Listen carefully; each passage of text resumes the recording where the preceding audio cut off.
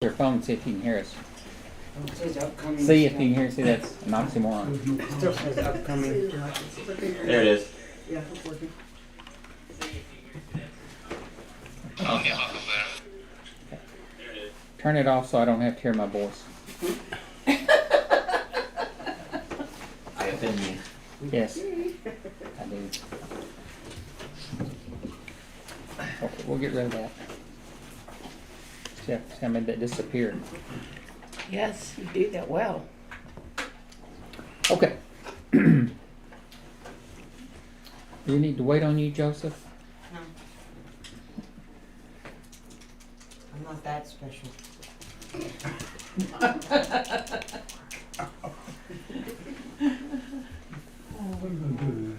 So, before we begin, did everyone have a good week? Yes, sir. I hear more people coming. See, I was late today coming in, but I wasn't as late as most. Well, you set a standard of sorts. You're leading by example. Only a few people are getting that way.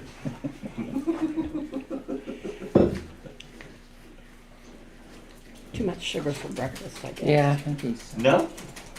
That's what, Look there, James, and His own family. Morning.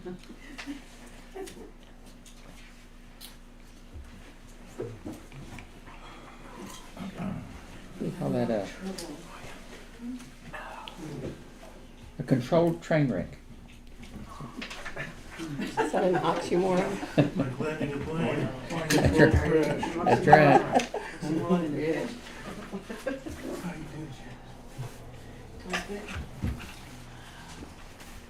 Okay. Well, good morning. Good morning. I'm Paul. Shabbat shalom. This is the Torah study. Good morning, Paul. Good morning. Morning, Bob. Boker Tov. All that are watching online. Book or two. Boker Tov. What's Boker Tov mean? Good morning. Good morning. Means morning good. Morning good. Mm-hmm. Means the morning is good.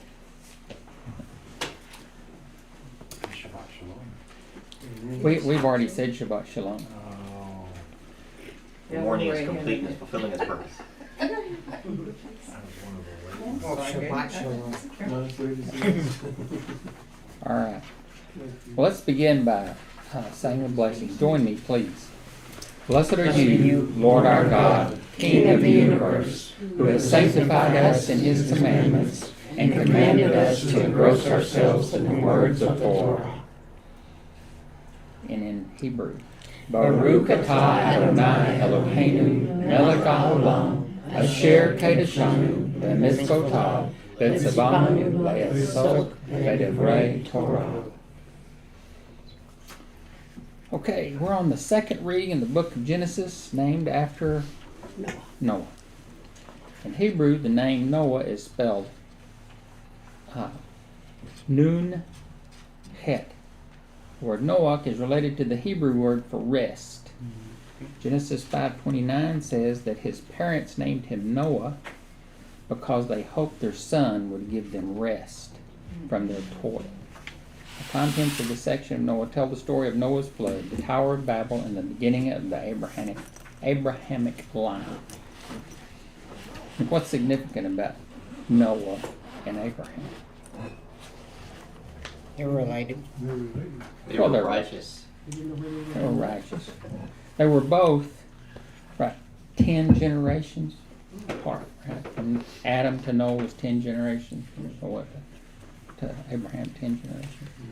It's like go to land I will show you when there is land. Okay, so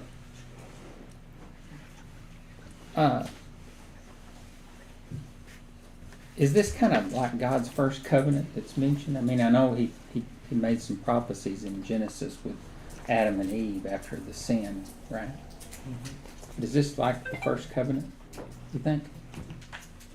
I don't know. I think he probably had a covenant with Adam and. I don't know. Does it? I think it's the first time that covenant is Written, mentioned. Yeah, Yeah, the word. probably mentioned. Do y'all think that? Y'all have any differing opinions? A differing opinion with you? Yeah. Well, I already voiced mine. It's not mentioned. So. Okay. Now, I think I did this last year. I'm not quite sure. Or the year before? Sometimes I skip stuff. Or the year before? But I thought it would be nice to do You gonna this. hit how Noah was saved? No. We don't have to go to speculation here. It's not a guessing game. He was saved first the seed, then the fruit. First he was saved by grace, then he obeyed God. Okay. Thank you. Yes, ma'am.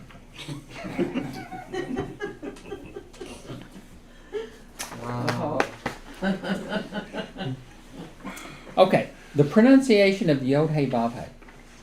While there is value in studying this topic, some Jews, Messianics, and Christians have become overly obsessed and divisive about it. We should care about the truth, and we can strongly hold to our views, and clearly we do. But the fact of the matter is that nobody today knows for sure how to pronounce the sacred name. So why do we divide over such an unclear issue? However, you might choose to vocalize the Yod He Vav He, or if you choose not to vocalize it at all, we don't sanctify His name by having the most accurate pronunciation. We sanctify His name by how we live our lives in love and in service to God and to one another. That means not dividing over pronunciations, even if we believe we have the right one. People are more concerned about being right than letting God be true in every mental line. It's true. We agree to disagree and move on to the weightier matter. The weightier matters. I Okay. disagree again. You disagree? No. I said, and then disagree again. Oh, yeah, and then disagree. Okay, so we're doing Genesis 6, 9 through 22. These are the generations of Noah. Noah was a righteous man, blameless in his generation. Noah walked with God, and Noah had 3 sons, Shem, Ham, and Japheth. Now, the earth was corrupt in God's sight, and the earth was filled with violence. And God saw the earth, and behold, it was corrupt, for all flesh had corrupted their way on the earth. And God said to Noah, I have determined to make an end of all flesh, for the earth is filled with violence through them. Behold, I will destroy them with the earth. Make yourself an ark of gopher wood. Make rooms in the ark and cover it inside and out with pitch. This is how you are to make it. The length of the ark, 300 cubits, its breadth 50 cubits, and its height 30 cubits. Make a roof for the ark and finish it to a cubit above, and set the door of the ark in its side. Make it with lower, second, and third decks. For behold, I will bring a flood of waters upon the earth to destroy all flesh, in which is the breath of life under heaven. Everything that is on the earth shall die. But I will establish my covenant with you, and you shall come into the ark, you, your sons, your wife, your sons' wives with you. And of every living thing of all flesh you shall bring 2 of every sort in the ark to keep them alive with you. They shall be male and female, of the birds according to their kinds, of the animals according to their kinds, of every creeping thing of the ground according to its kind. 2 of every sort shall come into you to keep them alive. And take with you every sort of food that is eaten, and store it up. It shall serve as food for you and for them. Noah did this. He did all that God commanded him. So what does Noah mean? Rest. Rest. And why did God want to destroy the world? It's full of evil, full of Men's violence. minds Thoughts of men are only evil. evil. God saw that every intention of the thoughts of man heart was only evil continually. Yep. So how does the Torah describe Noah? Genetically pure. Noah is called Ish Zadik, a righteous man, a man that is righteous, blameless in his generation, who walked with God. What did Noah find in God's eyes? Favor. Grace. Noah found And- grace in God's eyes because he believed the word of the Lord. Noah demonstrated his faith by obeying God's instructions to build an ark for saving of his family. And so we read that Noah was a righteous man. Noah was blameless in his time and walked with God because he was a sinner saved by grace. He was a man who walked with God by faith. He was declared blameless in his time and was credited with righteousness by grace through faith. So everybody thinks that grace is a New Testament concept, but it's not. It's throughout the Old Testament. And one of the problems is a lot of times this word that's Noah's name, backwards, grace, the hen, noon, is translated as favor or good or different words in the Old Testament instead of grace. But in the New Testament, it's consistently called grace. So people get the wrong idea that God, that he was a judge in the Old Testament and he had grace in the New Testament. But it's not. It is not so.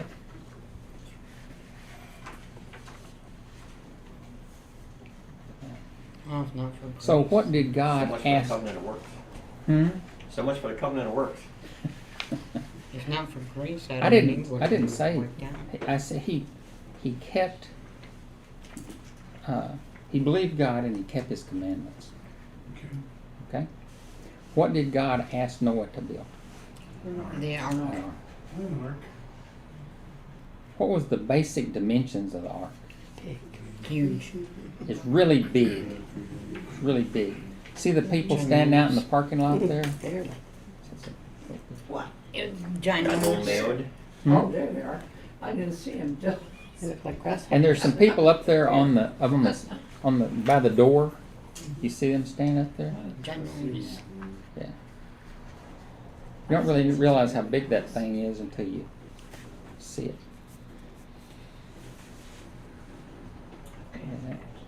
Okay. It's like a coffin. So how many floors did it have? 3. Yeah, the top was for people, the middle was for the animals, and the bottom was for storage and garbage. They didn't just dump it out in the water. You think that's right? Probably not. So how long did it take to build the ark? 100 years. Ish. 100-ish? 100-ish. What about 120? Think it was 120 years? I don't know, it was 100 when he started, or 500 when he started, and 600 when they went in, right? I guess. That's what it said. What it says. Do you think he started like 20 years early? Sorry. Maybe he Just got didn't tell got anybody. a jump start.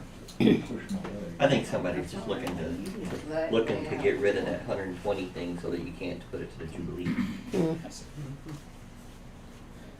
Since the end is declared from the beginning, we gotta get rid of that. Okay. Let's move on to number 2. Wow. Number 2. Moving right along. We're moving right along. We got a late start. This is Genesis 7, 1 through 16. Then Yahweh said to Noah, "Go into the ark, you and all your household, for I have seen that you are righteous before me in this generation. Take with you 7 pairs of all clean animals, the male and his mate, and a pair of the animals that are not clean, a male and his mate, and 7 pairs of the birds of the heavens also, male and female, to keep their offspring alive on the face of all the earth. For in 7 days I will send rain on the earth 40 days and 40 nights, and every living thing that I have made I will blot out from the face of the ground." And Noah did all that Yahweh had commanded him. Noah was 600 years old when the flood waters came upon the earth, and Noah and his sons and his wife and his sons' wives with him went into the ark to escape the waters of the flood. Of clean animals and of animals that are not clean, and of birds and of everything that creeps on the ground, 2 and 2, male and female, went into the ark with Noah, as God had commanded Noah. And after 7 days the waters of the flood came upon the earth. In the 600th year of Noah's life, in the 2nd month, on the 17th day of the month, and on that day all the fountains of of the great deep burst forth, and the windows of the heavens were opened, and rain fell upon the earth 40 days and 40 nights. On the very same day Noah and his sons, Shem, Ham, and Japheth, and Noah's wife, and the 3 sons' wives, and the wives of his sons with them entered the ark. And they, and every beast according to its kind, and all the livestock according to their kinds, and every creeping thing that creeps on the earth according to its kind, and every bird according to its kind, and every winged creature. They went into the ark with Noah, 2 and 2, all flesh, in which there was breath of life. And those that entered, male and female of all flesh, went in as God had commanded him, and Yahweh shut him in. So how old was Noah when they started 600. the flood? 600? 600 years. What's the meaning of the number 6? And Man. And how many days before the flood did God tell Noah to get into the ark? 7. 7. On the very same day, Noah and his sons, Shem, Ham, Japheth, and Noah's wife, and the 3 wives of his sons with them entered the ark. And they and every beast according to its kind, all the livestock according to its kind, and every creeping thing that creeps on the earth according to its kind, and every bird according to its kind, and every winged creature. They went into the ark, 2 by 2, of all flesh, in which there was breath of life. And those that entered, male and female of all flesh, went in as God commanded him, and Yahweh shut him in. So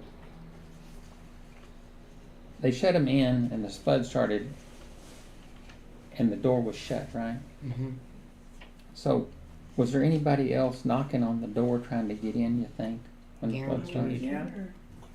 I guarantee. probably not the glory of God standing there. He's No. probably like, I'm not gonna. Well, If he didn't put me in there, I'm probably in trouble. I better not go talk to that guy. well, I mean, you see all these pictures depicting of people swimming towards the boats, and all this stuff. Yeah. I don't think that's what it was. I don't think they had a clue. I think, it started raining. They'd never seen rain before. And had they built boats at that time? Did they have boats on the? And it doesn't say anything about boats, does it? No. I don't know. I'm clueless. They wouldn't have lasted 100 They probably just started singing in the rain with pointing and laughing still. Yeah. Well, but it says all the earth, the water burst out of the earth. That sounds very forceful. So Yeah. Yeah. Yeah. I mean, you won't have Well, much see- power against that. Yeah. Were there oceans at that time? Well, there was an ocean.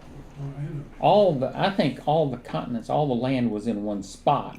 And when the flood happened, all the continents were pushed apart. And that was the Force. upheaval of the earth that separated. Because, Tsunamis and such. And the force of it, yeah. I found it interesting this time they didn't mention the fish. I think that's interesting. You don't have to worry about the fish I in know. the water. Well, but that's still Yeah, but didn't they the die force too? of the water must have been really ugly for the fish. Mm-hmm. should listen to Dr. Kurt Weiss. He's wonderful about the geology of the whole situation. Answers in Genesis.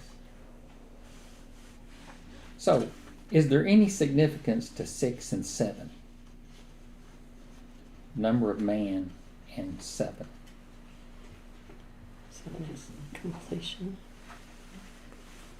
Well, when Noah and everyone and everything were closed into the ark by God, on the 7th day God closed the door and the new beginning was initiated. No one else was allowed in. So, we're living in the time when we're saying that Yeshua is going to return. Mm-hmm. They were diligent to enter that rest. Yes. Well, the thing about it is, it's the same thing. What did Yeshua say about his return? It'll be like the days of Noah Same as the days of Noah. and the days of Lot. Well, the thing is that there's going to be a demarcation of peoples. People that get in, people that don't. Is that right? Mm-hmm. What we're told. Greater Exodus. In the first time there's only 8 that made the pick, right? Mm-hmm. The cut, as it were. Yes. What's it supposed to be like in the end? Lots of people. Marrying, giving in marriage. There'll be a narrow gate. A narrow gate. Well, I don't know. I'm just asking. I mean, Business as usual, they won't know. have y'all thought about this much? Yes. You have? I think it's a little more when he says they will be marrying and giving in marriage. It will be those that are marrying and giving in marriage, or at least an indicator of marrying and giving in marriage will be those that have redefined what marriage is. Because that seems to have a lot to do with the sons of men marrying, getting married, Mm-hmm. doing what they want, and not how God planned it. There'll be lots of persecution. I'm just reading that as business as usual. Business as usual? And there's a lot of male and female designated too, no other letters in the alphabet attached. Mm-hmm. Well, the thing about it is,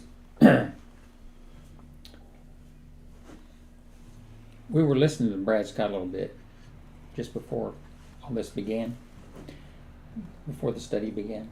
Not all this, you know what I mean. Not in the days of Noah. Not in the days of Noah. But he was talking about form and function.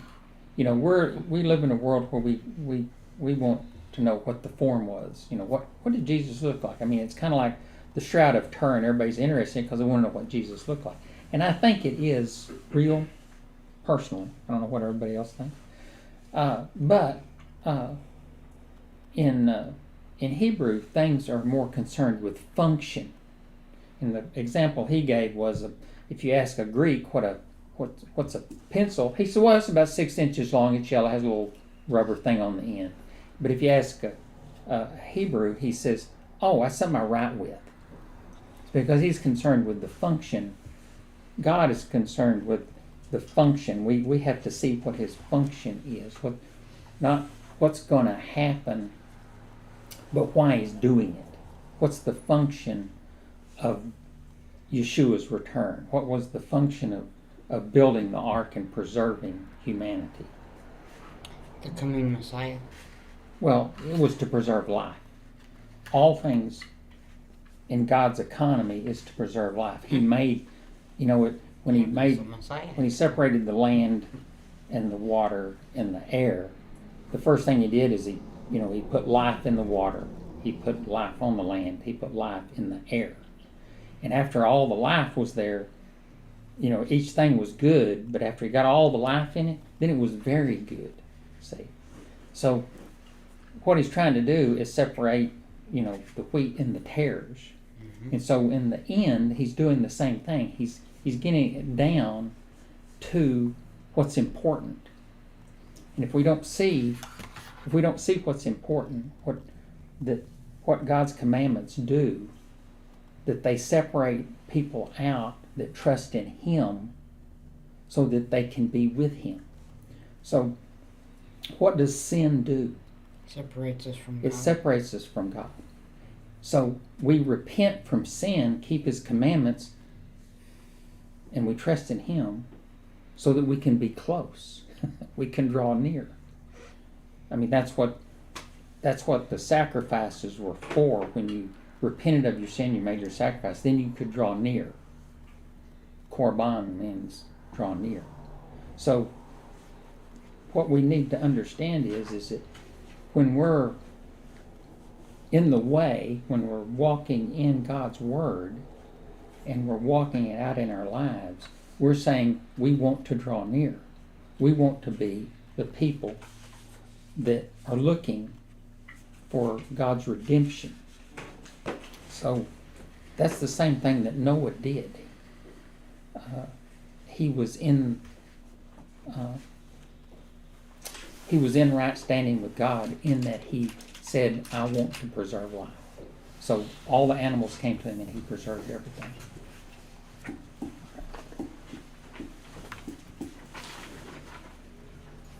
Number 3.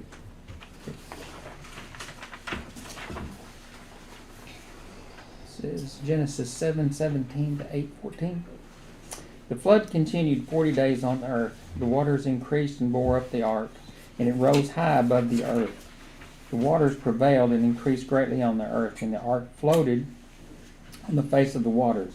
And the waters prevailed so mightily on the earth that all the high mountains under the whole heaven were covered.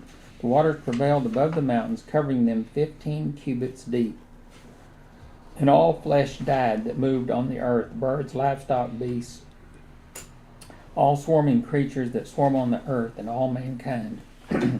Everything on the dry land, in whose nostrils was the breath of life, died. He blotted out every living thing that was on the face of the ground, man and animals and creeping things, and birds of the heavens. They were blotted out from the earth. Only Noah was left, and those who were with him in the ark, and the waters prevailed on the earth 150 days. God remembered Noah and all the beasts and all the livestock that were with him in the ark, and God made a wind blow over the earth, and the waters subsided, and the fountains of the deep and the windows of the heavens were closed. The rain from the heavens was restrained, and the waters receded from the earth continually. At the end of 150 days the waters had abated, and in the 7th month of the 17th day of the month the ark came to rest on the mountains of Ararat, and the waters continued to abate until the 10th month. In the 10th month of the first day of the month, the tops of the mountains were seen. At the end of 40 days, Noah opened the window of the ark that he had made and sent forth a raven. It went to and fro until the waters were dried up from the earth. Then he sent forth a dove from him to see if the waters had subsided from the face of the ground. But the dove found no place to set her foot, and she returned to him to the ark, for the waters were still on the face of the whole earth. So he put out his hand and took her and brought her into the ark with him. He waited another 7 days, and again he sent forth the dove out of the ark. And the dove came back to him in the evening, and behold, in her mouth was a freshly plucked olive leaf. So Noah knew that the waters had subsided from the earth. Then he waited another 7 days and sent forth the dove, and she did not return to him any more.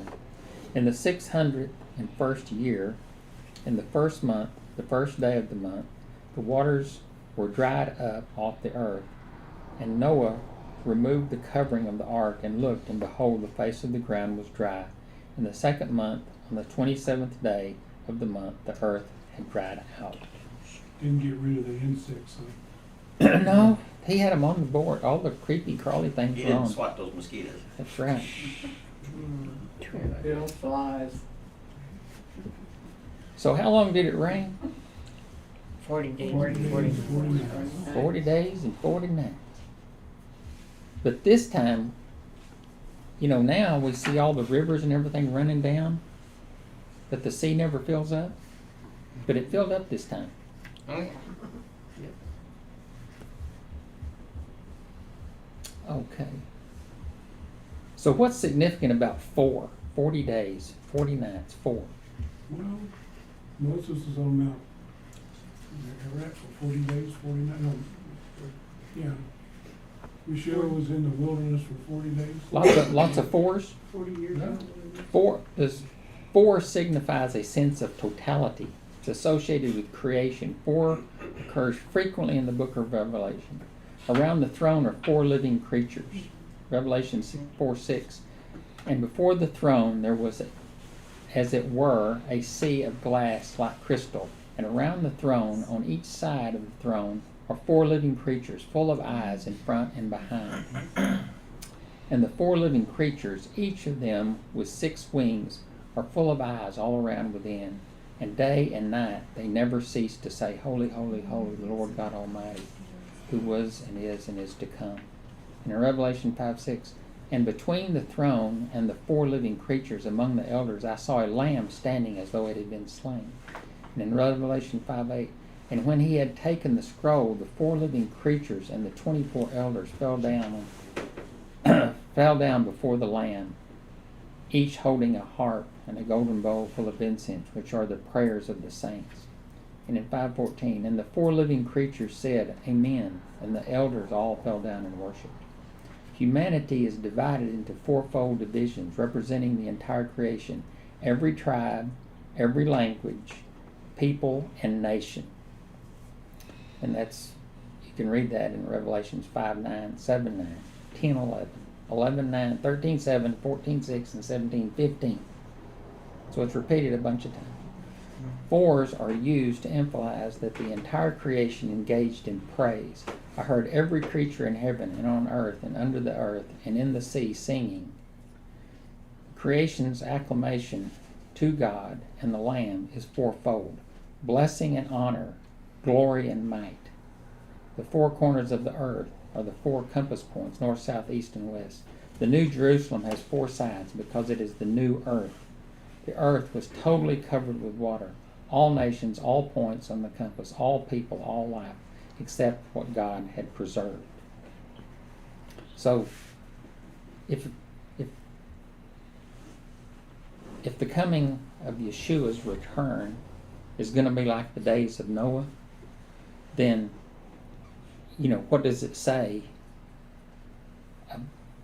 in Isaiah and Ezekiel about the greater Exodus? It says, from all over the earth, from the four corners, he says, I will bring my people back that I have scattered. So, we're looking at the totality of the earth,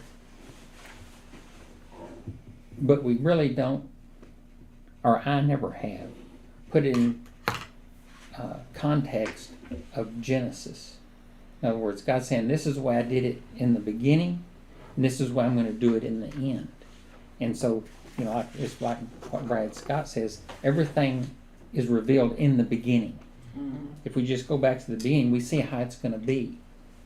And so, if it was a flood in the beginning, and all the bad people were destroyed, and then in Revelation it says that I'm going to destroy the earth by fire. Yep.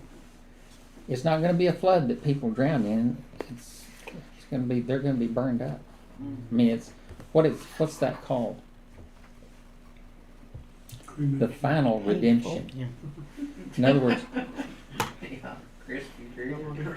well, no, I mean, the deal is that it's plainly states, and he says, it says, how are we going to tell the wheat from the tares? And it says, my angels will come and pull up the tares and throw them in the fire, and they will be burned up. Mm-hmm. And then everyone else that, that are humble, with their heads are bowed, will not be destroyed. So the whole point is that both things were hugely traumatic. Mm-hmm. And most people say, well, we're not going to have to go through that. But that's not what God says. No. He says, when the tribulation starts, that's birth pains. That's when things start happening. And a lot of good people may be killed. But what does God say? They lose their heads, so to speak. The heads of the saints. Well, he said, And I always wondered about that because I didn't know anybody was getting their heads cut off. But we hear about people now where when they're captured, if they don't accept Allah, they get beheaded. Well, it makes a lot more sense now than it used to. What I'm getting at is that in Revelation, there's the martyrs are under the altar of incense, and they're calling out, God, when are you gonna bring us back? And he says, not everybody has been taken for my glory yet. In other words, he says, not everyone's lost their head, for me yet. So we have to understand that what we're looking forward to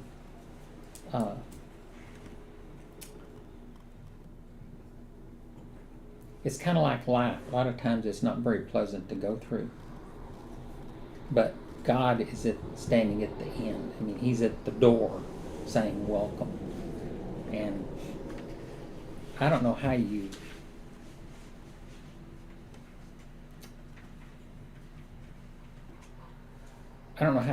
tell people that God is serious. I mean, to me, people have the attitude, well, I've accepted Jesus, and when I get to heaven, I'm going to ask God X. I think when you get to heaven, you're going to be humble, and you're not going to be worried about what you're going to ask God. You're going to be thankful. But I think if you have that attitude, Provided that lack of humility doesn't prevent your entrance. yeah. Judgment begins in the house of the Lord. Right. So, you know, it's hard to reconcile people's attitudes in the world, because I think lots of people have been deceived. You know, they believe the lie and not the truth. I mean, people that read the scripture and say, in 1 John, where it says, if you love me, you will keep my commandments. Mm-hmm. And then they turn around and say, well, that's just the commandments that Jesus said. Well, Jesus said all the commandments. They don't understand that he was, they don't understand the Gospel of John, where it says, in the beginning was the Word, and the Word was God and was with God, and everything that was done was through that Word, and then the Word became flesh. So all the words that God said are Jesus' words. Well, I had Because they're one and the same. Mhm. And so when it says, if you love me, you'll keep my commandments, that means you're going to keep all the commandments. I had somebody tell me Or die that, trying. Or die trying. Mhm. I had somebody tell me that that whole thing about where it says in John the word that's not exactly what it means. So Okay. they believe a lie there too. So what bird did Noah send out first? Raven. Send Very raven clean first. animal. What did he send out next? The dove Interestingly. How many times? twice. 3 times. Three times. And the First raven Times went. a trillion. The raven went to and fro, just what Satan was doing in Job. That's right. And when you take and put, it was the 10th month, first day, 40 days later, we're getting awful close to that December time frame. Awful close. So, the third time it did not return, right? Yeah. Right. But the raven didn't return at all anyway, did it? It just said it went Well- it said it went to and fro, but it didn't mention its return, so you don't know. You don't know, but there were 7 pairs of all the birds. Should, yeah. It didn't distinguish between clean birds and not clean birds. It just, Ravens think they're smarter than the rest of them anyway. yeah. Ravens are Maybe really, it sat on They the are roof. crafty little jerks. they're little, they're, Maybe it sat on the roof instead of coming down. Nevermore. really and truly, have y'all seen those YouTube videos about ravens? They are. They're smart. They're Yeah, pretty smart. they put a piece of food in a little jar, a tube, and so, you know, it's trying to figure out, and it goes and gets a stick in its beak, and it reaches in there and it scrapes that piece of food out with a stick. Wow. So it uses a tool. I mean, It's pretty ravens are, advanced for a bird. yeah, yeah. It says, all you bird brains get over there. Oh, not you ravens. That's so bad. There's a kid's story about the raven dropping stones in the water that's too low to reach in the container too. It brings the water up by dropping rocks in it. So. Mhm. I'd like all my friends to join me, that's a pass ball. Okay. How long were Noah and his family in the ark? Long About a time. year, wasn't it? Yeah, a year. It was a solar year. And where did it finally settle? Ararat. It settled on the mountains of Ararat. It's not the mountain of It's the Ararat. range. There's a range called Ararat, and it's in there somewhere. That's why they. A lot of people think they found it. What are the so-called 7 Noahide laws? Y'all know them? No, not hard. These are so-called. Not to commit adultery, not to eat blood, not to murder, not to blaspheme, not to commit incest, not to steal, not to establish courts of law. Note that some of these are thought to be given to Noah in the garden. Adam. So- Adam in the garden. Adam in the garden. So, It's like Noah in the Just garden. because I can't talk doesn't mean you have to correct me. Okay. we're helping. this is the deal. Listen to what he means, not what he's saying. Yeah. I like him. You would. That'll be $5. Okay.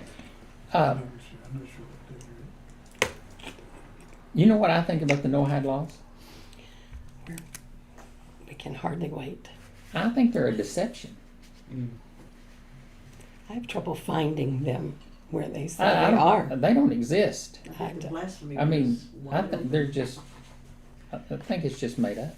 There's supposed to be one that says if you're a Gentile and you're trying to keep the commandments, you're supposed to die. I think some of the things that people don't look at when they're trying to say that the law wasn't there from the beginning Mhm. is that when there's just Adam and Eve, you're not really going to commit adultery. You don't really need to hear that one all the time, you know?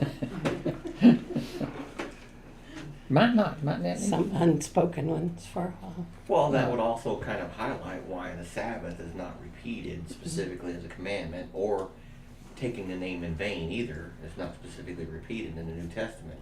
They weren't a problem. That wasn't one of the things that they weren't doing. Didn't have to be reminded. They might have been doing it wrong, but it wasn't that they weren't. Well, the thing about it is that I think God gave everything in its time. In other words, a lot of Genesis Revealed everything. revealed the meaning of things. In other words, it was concrete definition, function. Okay, Brad Scott's the one that said it. He said, if you don't have concrete meanings of things, then you can't associate them in an analogy. You know, like Yeshua is the rock. Well, if you don't know what a rock is, then you can't make the analogy that he's the immovable thing. He's the cornerstone or the chief cornerstone. In other words, everything in God's structure has to line up with him. You know, you have cornerstones on each corner, but you have a chief cornerstone that everything is lined up with. If you don't have the chief cornerstone, one of my favorite stories is my brother James was going to put a deck on the back of his house, and he hired this guy to do it. And so he sent his workers over to do it, and they went out and started digging some post holes and put one here and one there. And James went out and says, aren't y'all going to line those up? And the guy said, no. So we know what we're doing. And so he started putting stuff up and everything. And James saw that it was all crooked and all that kind of stuff. And he goes over and calls the guy over and says, you need to get your guys and get them off my property. What's the matter? He says, don't argue with me. Just get your stuff and get off. And so he had to go out and redo everything so it would be square and it would be okay. You know, I mean, this guy and his people, they didn't know what they were doing. They said they did. But he goes out and looks and says, you guys are screwed up. You don't line up here. It's their first rodeo. Well, I mean, that's the way God is. I mean, he's trying to give us information so that we make correct decisions. But we have to be able to see and hear so that we can do. So James, knowing how to do things, made it to where he went out and looked and said, this ain't right. You know? Well, that's where we have to be in our relationship with God. We have to understand what he says and apply it properly. You know, if we can't understand it, we can't apply it. Okay? That's the purpose of Genesis and everything that God does, everything that he's done through time, is that he's giving us a picture continuously of what he's doing in the world.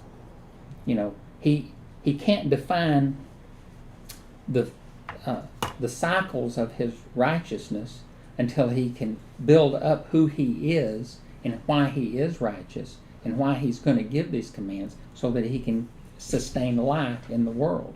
But once he does that, then we can see how he's working through time, you know, through the Passover, unleavened bread, first fruits, Shavuot, trumpets, Day of Atonement, and tabernacles.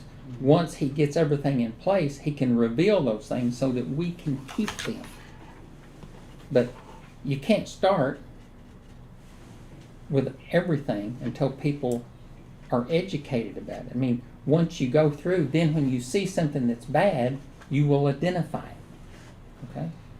So that's why there was nobody saved in the first generation, from Adam to Noah, except Noah. And then from Noah to Noah to Abraham to the 12 tribes, all those things build together to reveal his salvation.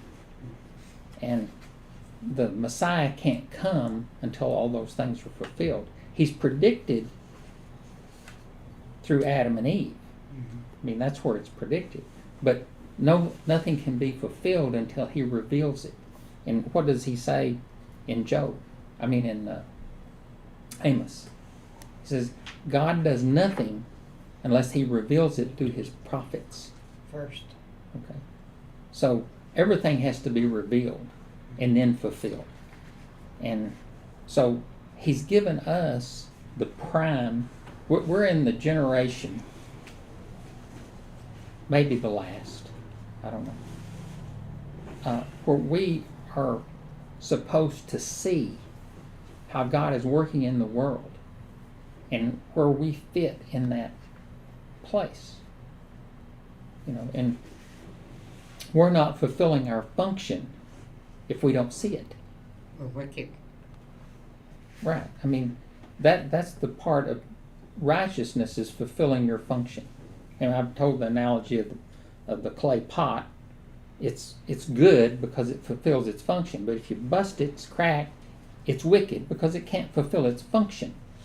Okay? And God is He's trying to say to us, find out what your function is. What's our function? It's to seek Him with all our heart, soul, mind, and strength, and to love Him, and to love our neighbor as ourselves. So now He's given us what we're supposed to be about, and then how we do it is through His commandments. Okay, the greatest commandment is love God, love your neighbor. All the other commandments hang on that. We can't do that unless we love Him first and see men, our fellow men, as fallen creatures. In other words, the Psalm 119, 136. My eyes cry rivers of tears because my people will not keep your commandments. So that's what David in that psalm was saying. He's saying, people can't come to you if they abandon your commandments. We can't come to Him if we abandon His commandments. He says, love me and keep my commandments. So we have to understand our purpose in the world. Okay. I gotta get on to the next one. I digress. Rule number 4, Genesis 8:15-9:7. Then God said to Noah, go out from the ark, you and your wife and your sons and your sons' sons and your sons' wives with you. Bring out with you every living thing that is with you of all flesh, birds and animals and every creeping thing that creeps on the earth, that they may swarm on the earth and be fruitful and multiply on the earth. So Noah went out, and his sons with his wife and his sons' wives with him. Every beast, every creeping thing, every bird, everything that moves on the earth went out by families from the ark. Then Noah built an altar to Yahweh, and took some of every clean animal and some of every clean bird, and offered burnt offerings on the altar. And when Yahweh smelled the pleasing aroma, Yahweh said in his heart, I will never again curse the ground because of man, for the intention of man's heart is evil from his youth. Neither will I ever again strike down every living creature as I have done. While the earth remains, seed time and harvest, cold and heat, summer and winter, day and night, shall not cease. And God blessed Noah and his sons, and said to them, be fruitful and multiply and fill the earth. The fear of you and the dread of you shall be upon every beast of the earth, and upon every bird of the heavens, and upon everything that creeps on the ground, and all the fish of the sea. In your hand they are delivered. Every moving thing that lives shall be food for you. And as I gave you the green plants, I give you everything. But you shall not eat flesh with its life, that is, its blood. And for your lifeblood I will require a reckoning from every beast. I will require it from man. From his fellow man I will require a reckoning for the life of man. Whoever sheds the blood of man, by man his blood shall be shed. For God made man in his own image. And you shall be fruitful and multiply, and increase greatly on the earth, and multiply in it. So, after Noah and his family left the ark, God blessed them and gave them a commandment. What was it, and how often did he give it? Be fruitful and multiply and fill the earth. Right. And he gave it how many times? 3 times. 3 times, okay? So, why is the commandment significant? Okay. Because he's restoring life. In other words, he said the birds in the air, the animals, the fish were all going to multiply and refill the earth. Man was going to refill the earth. So he's bringing back life. So the whole purpose of the flood was a redemption to restore life. The whole purpose of Yeshua coming 2,000 years ago was to restore life. Okay? So now we're at the part where he's going to return. Why? To finish restoring life. Okay? So that's what we have to be ready for, is restoration. I mean, it's kind of like Alvin says, yes, I have been redeemed, I have been restored, but I am being redeemed and I am being restored. Yep. It's not, we want everything to be instantaneous, but you know, anything you build, anything you make takes time and effort to bring forth. And it's our redemption is the same way. It takes time and effort to do it.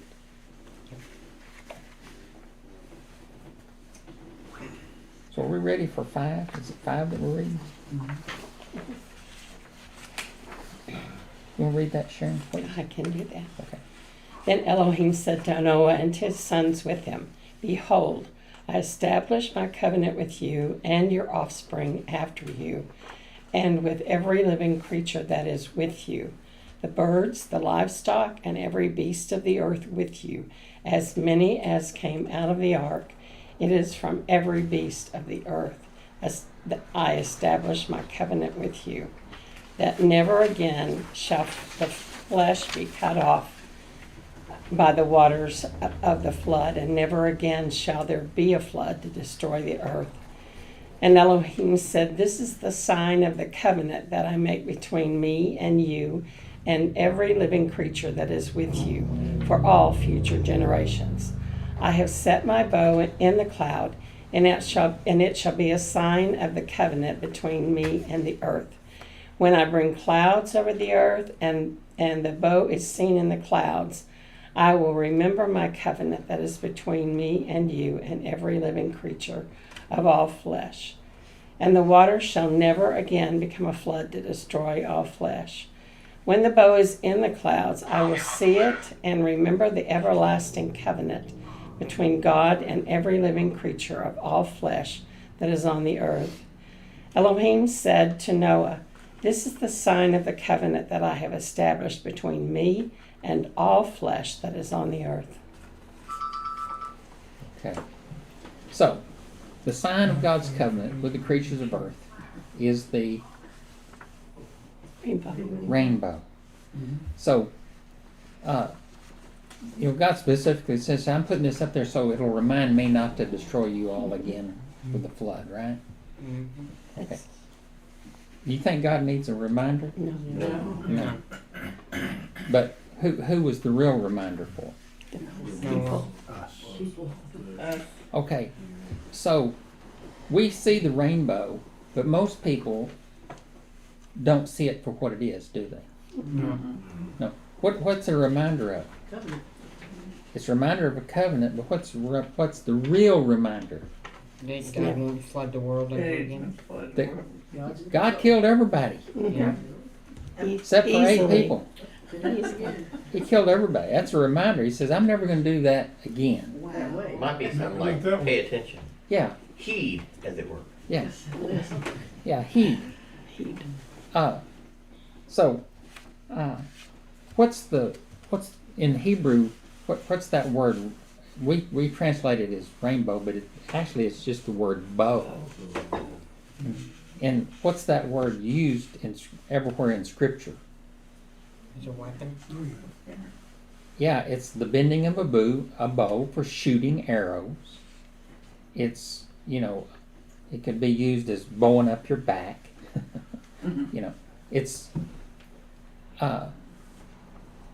It's mainly a hunting term where you go out and hunt something with your bow, or you're an archer.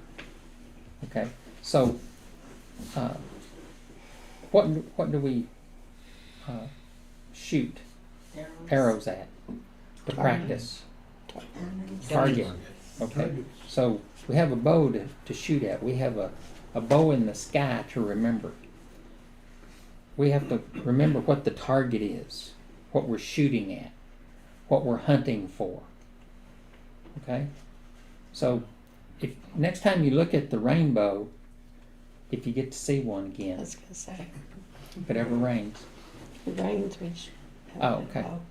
when you look at the bow, say, let's remember what the target is. That God said, I'm putting this in the sky for you can remember what I did with the flood and wiped everybody out. Okay? I'm not going to do it with the flood again, but I'm going to tell you what I'm going to do in the future. So he's making these covenants so that we remember. Okay? He says so that I can remember. But I think that's kind of a thing says, if I'm going to remember, you better remember. Don't you think that? Well, if missing the target is sin, Yeah. then maybe he gave us the bow to say, look, you need to practice. You need to practice. That's right. Okay. So with that being said, Wade is going to read number 6 because it's really long. Got a I lot thought that of was Sharon's job. I'm giving her a break. She is so nice. The sons of Noah who went forth from the ark were Shem, Ham, and Japheth. Ham was the father of Canaan.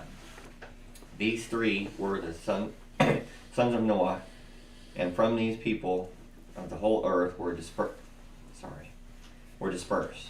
Noah began to be a man of the soil, and he planted a vineyard. He drank of the wine and became drunk and lay uncovered in his tent. And Ham, the father of Canaan, saw the nakedness of his father and told his 2 brothers outside. Then Shem and Japheth took a garment, he laid it on both their shoulders, and walked backward and covered the nakedness of their father. Their faces were turned backward, and they did not see their father's nakedness. When Noah awoke from his wine and knew what his youngest son had done to him, he said, Cursed be Canaan. A servant of the servants shall he be to his brothers. He also said, Blessed be Yahweh, the God of Shem, and let Canaan be his servant. May God enlarge Japheth, and let him dwell in the tents of Shem, and let Canaan be his servant. After the flood, Noah lived 350 years. All the days of Noah were 950 years, and he died. keep going. These are the generations of the sons of Noah, Shem, Ham, and Japheth. Sons were born to them after the flood. The sons of Japheth, Gomer, Magog, Madai, Yavan, Tubal, Meshach, and Tiras. The sons of Gomer, Ashkenaz, Riphath, and Togarmah. The sons of Javan, Elisha, Tarshish, Kittim, Dodanim.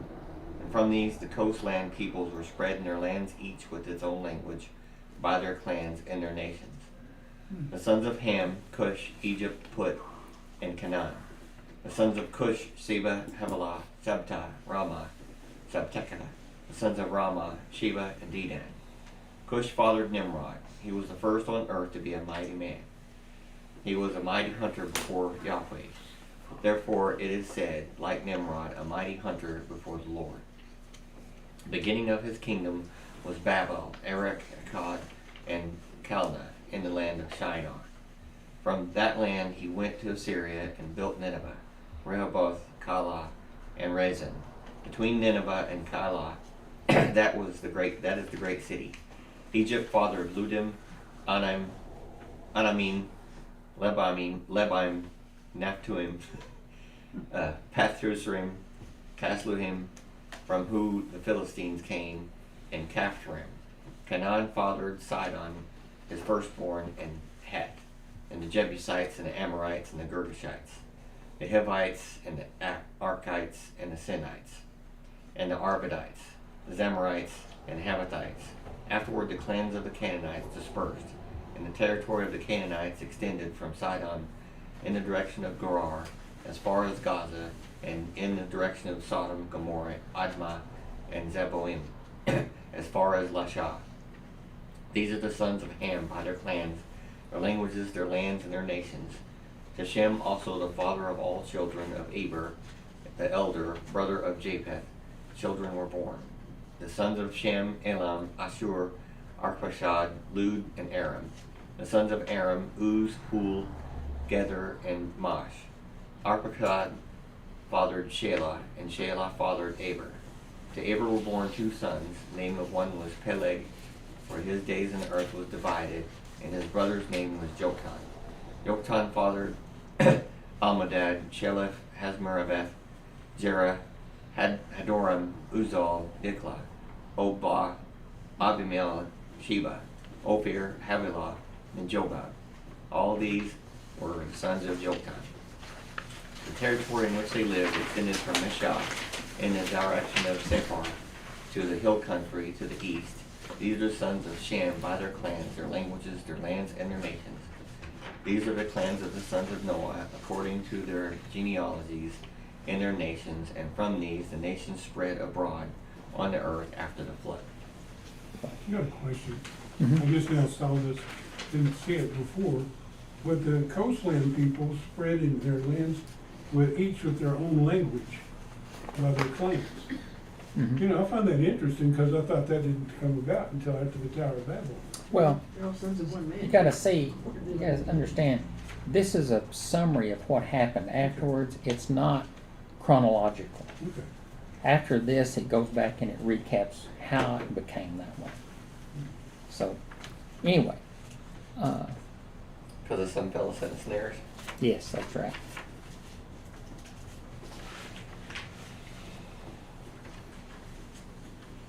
I had a lot of stuff in here. What is Noah's nakedness, and why did Noah curse Canaan for Ham's sin? Yeah, His okay. wife. Yeah, Okay. we can get to that. So people say he saw Noah's nakedness.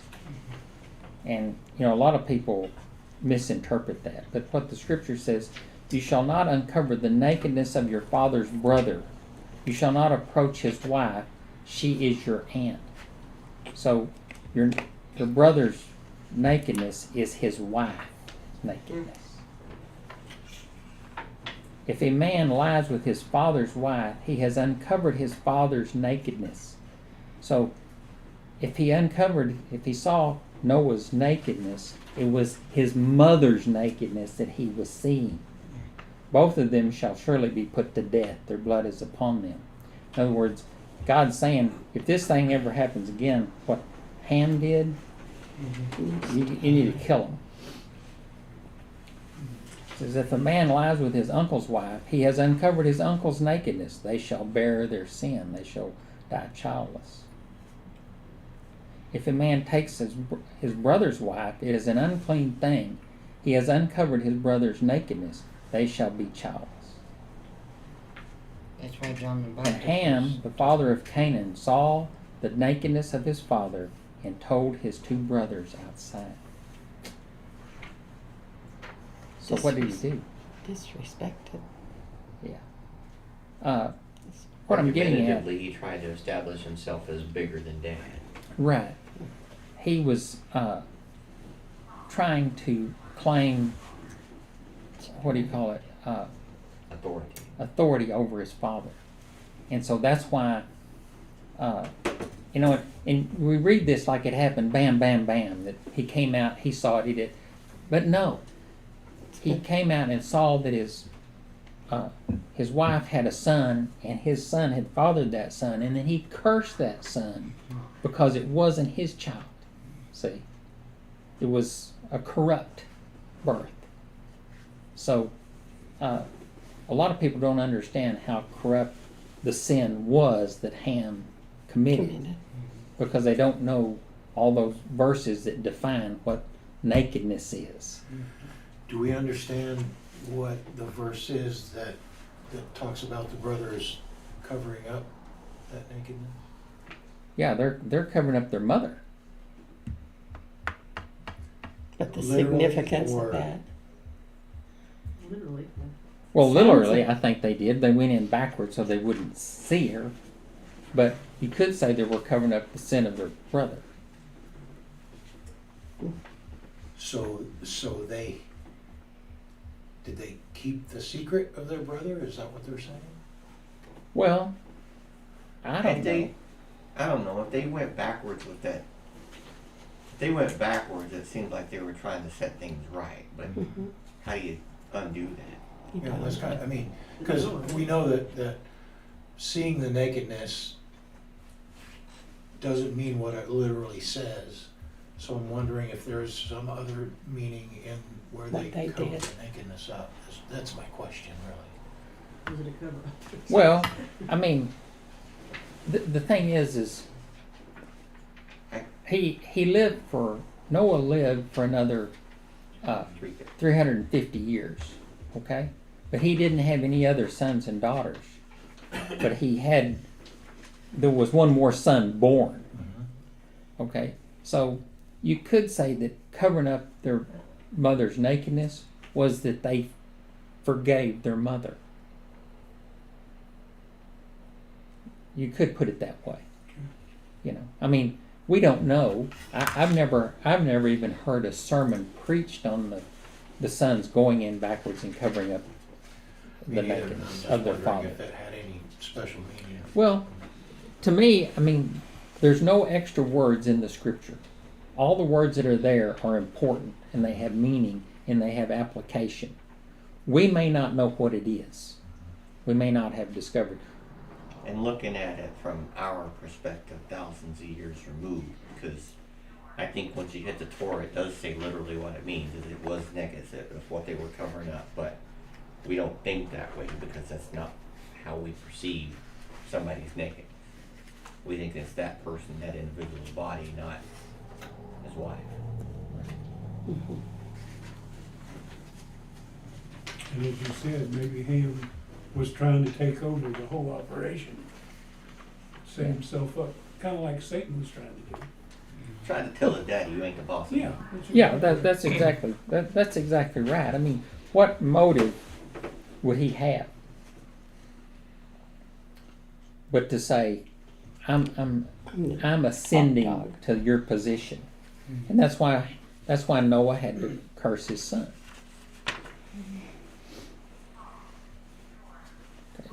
Something that blows my mind away. I have a friend who's a believer now, but he used to be a Wiccan.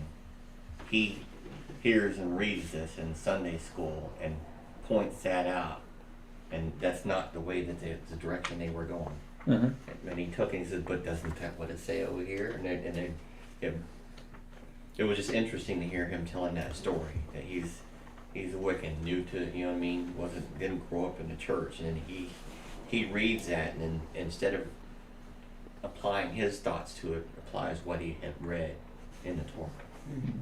Well, the thing is that if you haven't been taught the Torah, You won't know. you won't know it. I mean, I didn't know it.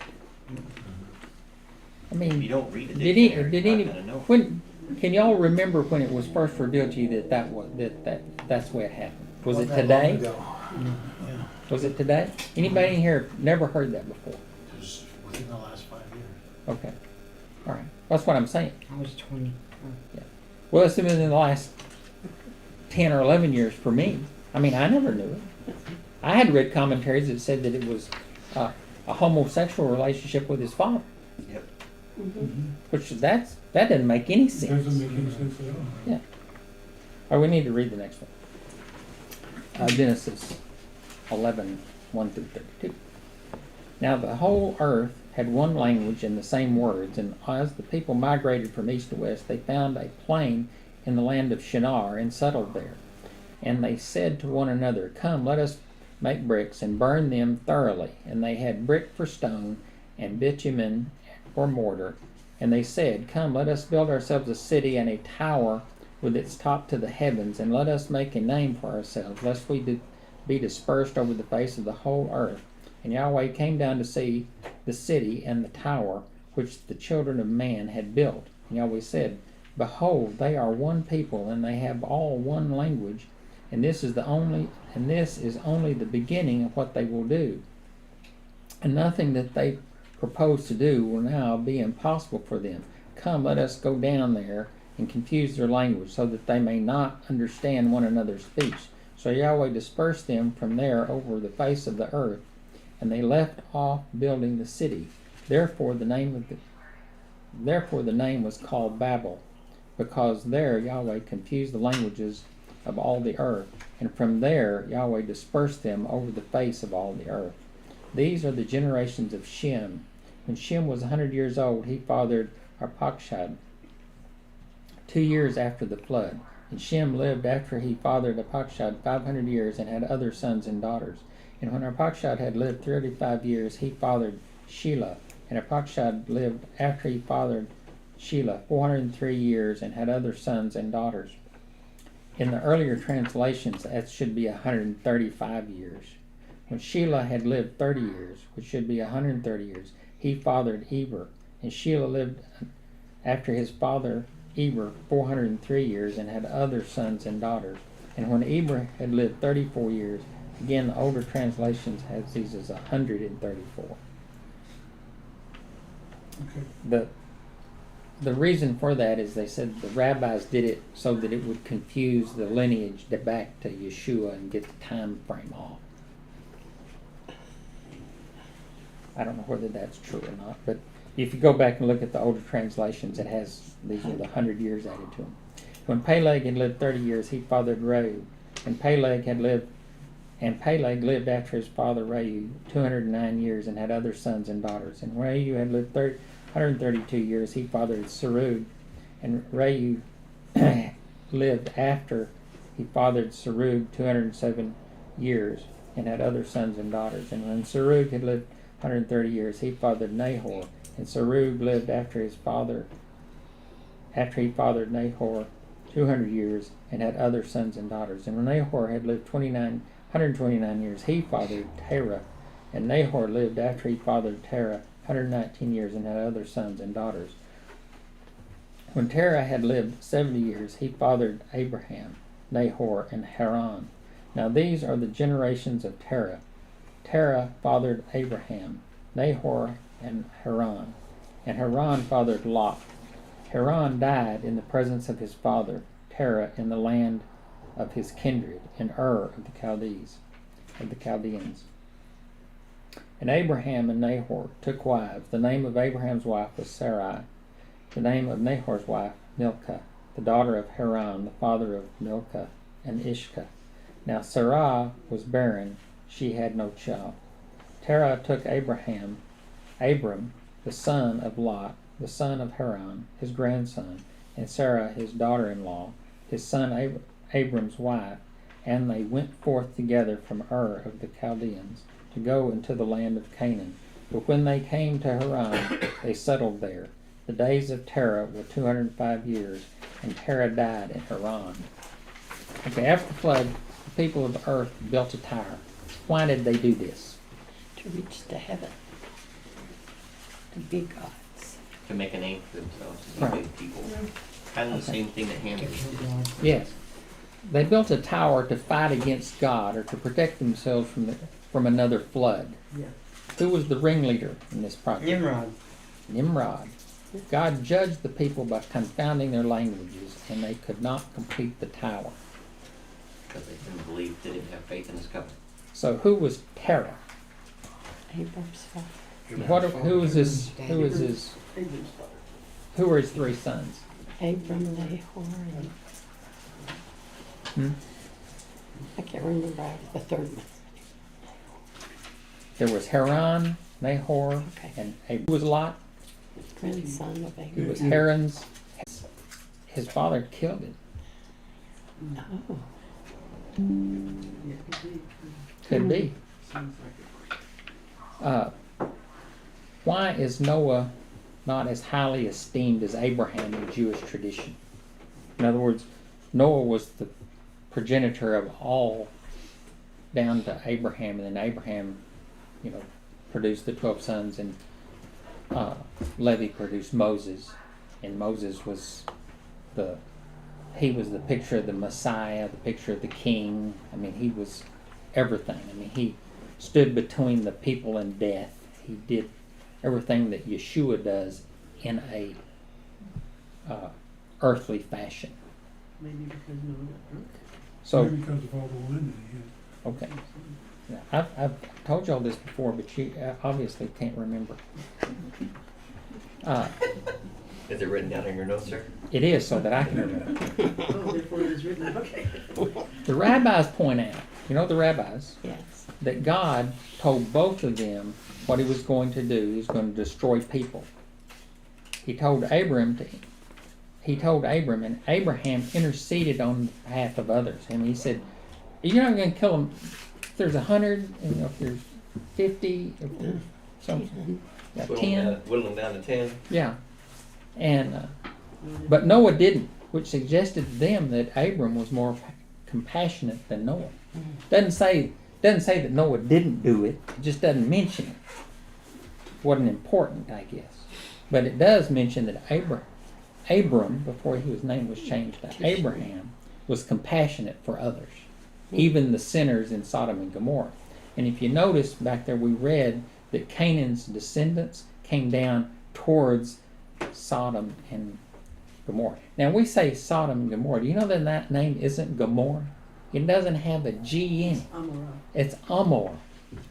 But there's other words that are confused in there, and the translators have translated it with a gimel instead of an aleph, Amor. So it's been corrupted. But if you go back and read it in the Hebrew, it says Amor. Anyway, kind of interesting. Maybe Noah did. Wait. There was only 8 righteous, and he knew it. He didn't get him to 10. Okay.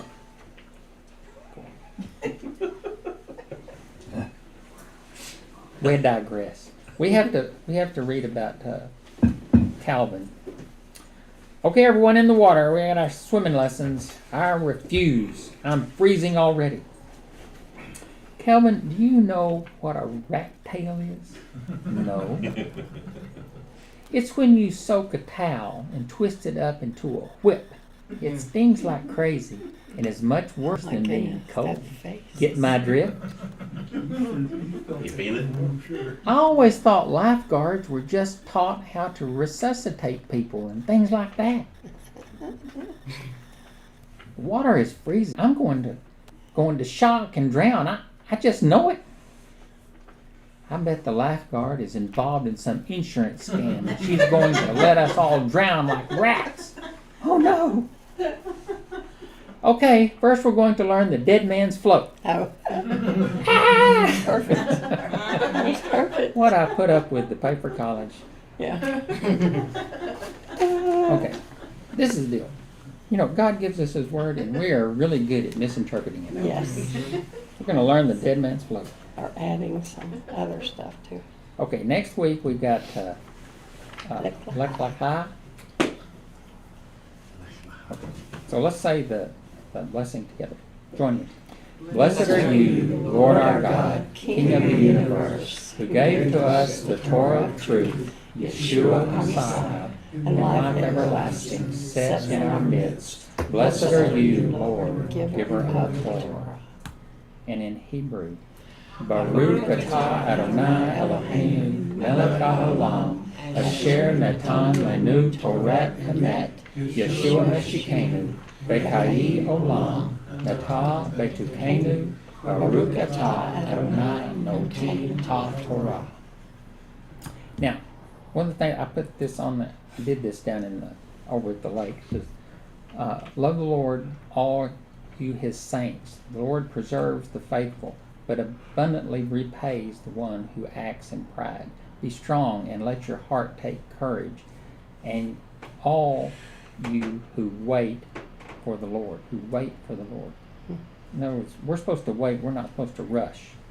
I believe that I shall look upon the goodness of the Lord in the land of the living. Wait for the Lord. Be strong and let your heart take courage. Wait for the Lord. Let's don't rush Him. And He said, O man greatly loved, fear not. Peace be with you. Be strong and of good courage. And He spoke to me, and I was strengthened and said, Let my Lord speak, for you have strengthened me. And I will wait for the Lord, who is hiding His face from the house of Jacob, and I will hope in Him. For the evildoers shall be cut off, but those who wait for the Lord shall inherit the land.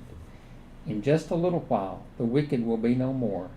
Though you look carefully at his place, he will not be there. Did y'all pick that out, that we're supposed to wait? We're not supposed to get in a hurry? Yeah. We're supposed to wait and let Him show us how to do it. That's right. Okay. We only have a few minutes left because we took way a long time. We didn't get started late. It wasn't my